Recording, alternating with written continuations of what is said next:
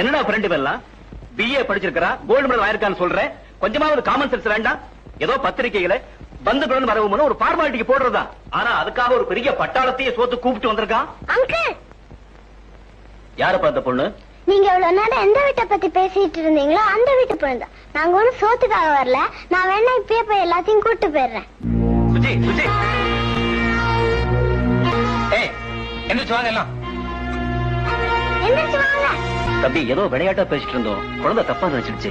பரவாயில்ல சார், எங்க குடும்ப நிலைமையை பார்த்தா எல்லாத்துக்குமே விளையாட்டா தான் இருக்கும். Sorry Subramani. It's all right. இந்த கல்யாணத்துக்கு 2 விஷயத்தை நினைச்சிட்டு வந்தேன்.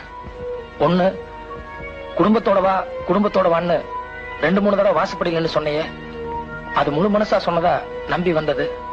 இன்னொன்னு, என் பெரிய தங்கச்சிக்கு 20 வயசுக்கு மேல ஆயிடுச்சு. இது வரைக்கும் 5 பவுன் கூட போட்டு